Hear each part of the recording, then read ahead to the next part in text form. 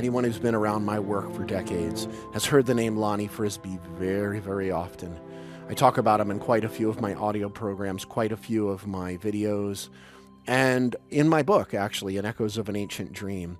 Now, there's a film coming out about Lonnie within the next few weeks, kind of a Hollywood production. I'm hoping that he's done service, that it's not just necessarily well made, but that he's represented very honestly. I can't recommend the film. I have not seen it. I used to, going back about 15 years ago, close to 20 years ago, I used to actually travel around the country along with my own speaking and talks. I used to present a film called Frisbee, Life and Death of a Hippie Preacher. And I would actually have showings at libraries, spiritual centers, things like that. I've been talking about Lonnie for a long time. He's been a huge inspiration for me. His sort of, I don't want to say multiple personas, or maybe I do, within himself, that sort of battle within the self of not good and evil. That's a BS thing made up.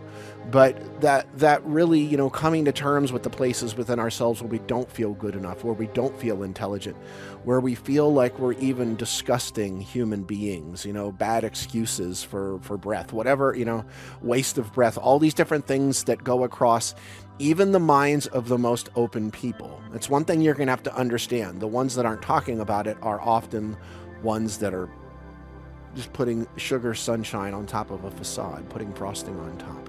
Okay, those thoughts come in. It's part of being in a 3D world. The difference is not biting them. Well, when I really became well known across the U.S. about 20 years ago, it had a lot to do with my water healing and anointing ceremonies.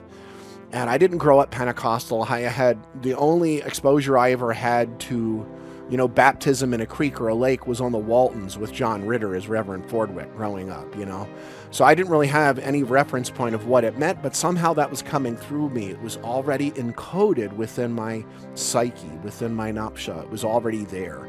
I'm not going to go into why I now know that it was already there, but it was already there. Now, going a little deeper into this, I understood through Lonnie's work that even when you're in the middle of these healing processes, there's nothing to heal, only truth to be revealed. Ernest Holmes, right on the money. But in these processes, even then, when all this incredible energy is coming through, you still have doubts, and there's still this little, in Aramaic, it's the word akil kartza. That's what Yeshua met in the desert, not some sort of outside devil. No. You better understand what the tempter, accuser, and the resistor is. It's the little good tomcat and bad tomcat on your shoulder, like from Tom and Jerry. It was really in Lonnie's vulnerability that I feel, in that humility and vulnerability, that he was able to be such an incredibly powerful healer. Okay, I understand that very much. When these things were happening for me and word is happening and I'm traveling all over the country with these processes, I didn't know how to compartmentalize that in my life. I didn't know how to compartmentalize people coming up and saying that the tumor that was wrapped at the base of their spine is now gone, that the pain they had had for decades is now gone just because, whatever, I touched their lower back, or I flung some water or anointing oil that I applied. Whatever that may be, it sounds like a great thing, and maybe it is, but it wasn't that it scared me. I just didn't know how to categorize it in my life. And people started looking at me as this big deal when I knew that it wasn't me doing anything other than just being open and in that vulnerability, which allowed them to see clearly. So I actually stopped doing it for quite a while. I'm starting to feel an impulse to get back to some of that again. But I'm not interested in any of the spectacle of it at all. We all are our own healers. Healer, heal thyself, physician, heal thyself. So I just wanted to quote from Lonnie. He was a guy that came out of, let's just say, the hippie movement of the late 60s in California. And without mentioning the name of the organization, was a huge catalyst in a rapid expansion of a particular Baptist church.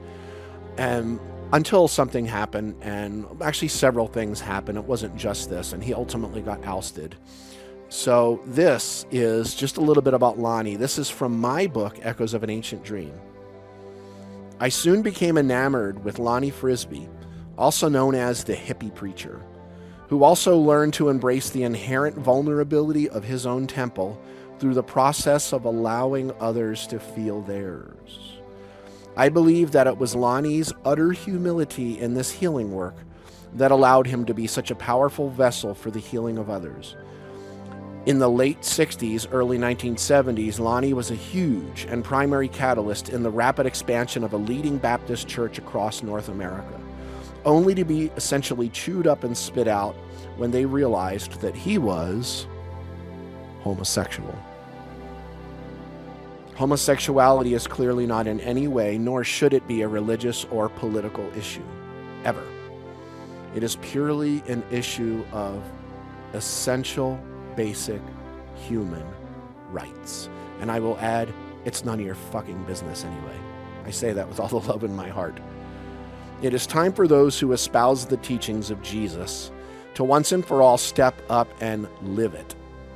Along with fearful homophobic bullying, pseudo-Christians have long propagated racism, slavery, war, political genocide, and even barbaric human torture. Backed up and fortified by gross and hateful misrepresentations of religious teachings to condone, support, and intensify the absolute most wretched of human evils. I, for one, will not stand by idly, remain mute, and allow this to continue. I choose to love. Now, this is not a blanket statement. Some of the most amazing people I know are Christian.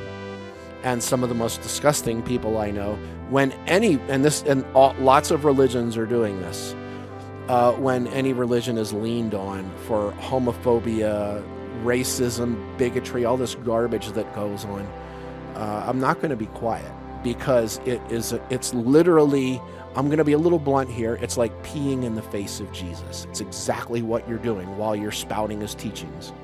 It's exactly what that is, okay? We clear? When we mistake our own unprocessed, here's the key, our own unprocessed inner emotional turmoil and darkness to be quote unquote the will of God, the wrath of God, the vengeance of God, then we have literally become a walking, talking human antichrist. And that includes projections about Elohim, the one and the many, in the Old Testament, which is an anthropomorphization of human qualities onto this some side outside God.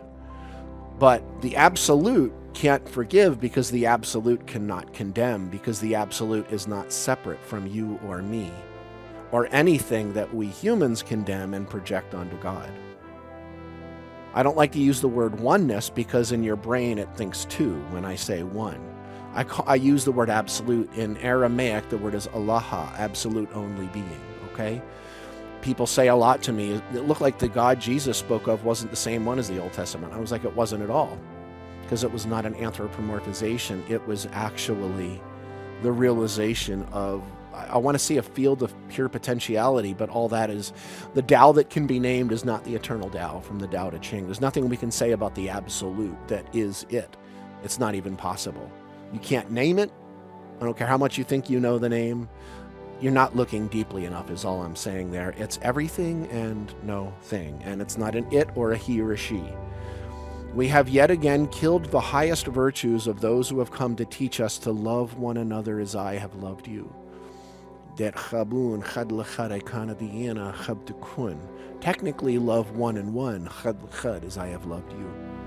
It is time for us to either live it hand in hand or step to the back of the line right now. That tempting little devil on my shoulder is the projection of my own hidden darkness, and I need to take responsibility and own it. Let me add one little piece to this about Lonnie. First video I believe I ever posted to YouTube was about sin. I believe the second one was about how judging and barring gays, lesbians, LGBTQ from churches is literally antichrist. Well, that's exactly what it is. You really think he would be there? If this is all the focus is on Jesus, you really think he'd be there judging them? Who did he hang out with? What does it actually say in the New Testament? Prostitutes and tax collectors? Think about it. Grow up. You already are the love that you seek. Stop projecting your hate onto others because you can't love yourself. Truth is you can, because all you are in truth is love. I love you so dearly.